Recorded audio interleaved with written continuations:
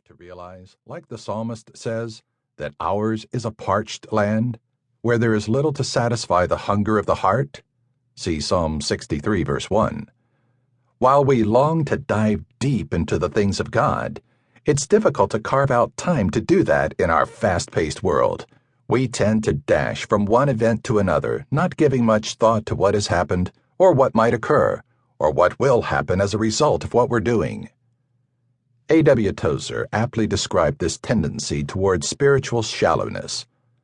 May not the inadequacy of much of our spiritual experience be traced back to our habit of skipping through the corridors of the kingdom like children through the marketplace, chattering about everything, but pausing to learn the true value of nothing?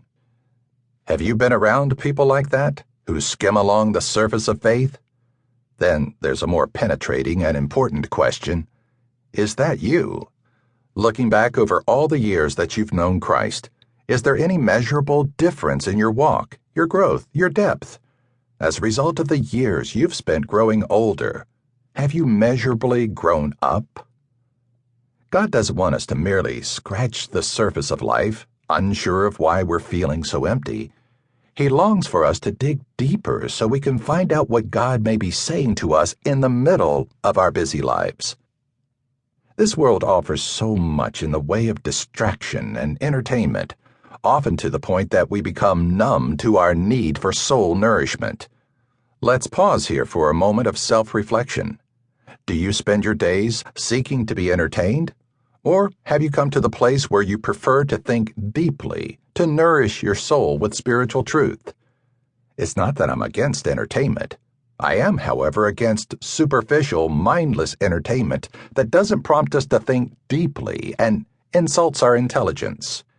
Toward the end of Hebrews chapter 5, the writer seems frustrated, or perhaps exasperated would be a better way to put it. He has just introduced an unusual subject, the order of Melchizedek. Right away, if you're like most people, you wonder, what is that all about? But if you had lived in the 1st century A.D. and had been actively engaged in spiritual growth, you would have known all about Melchizedek. That's the point the writer is making in verse 11, that his readers weren't examples of such maturity.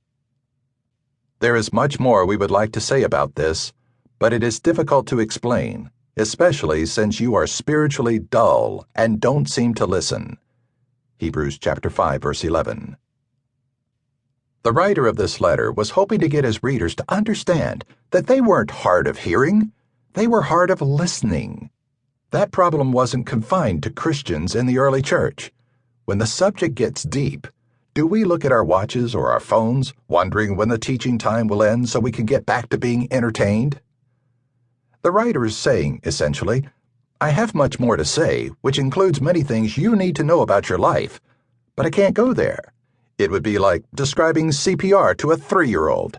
It's understandable that a 3-year-old can't grasp the ins and outs of detailed teaching, but when someone doesn't get it as an adult, it's tragic. Read the next verse carefully. You have been believers so long now that you ought to be teaching others. Instead, you need someone to teach you again the basic things about God's Word. You are like babies who need milk and cannot eat solid food. Hebrews chapter 5, verse 12. The writer indicates that his readers have been walking with the Lord for a number of years, like many of us.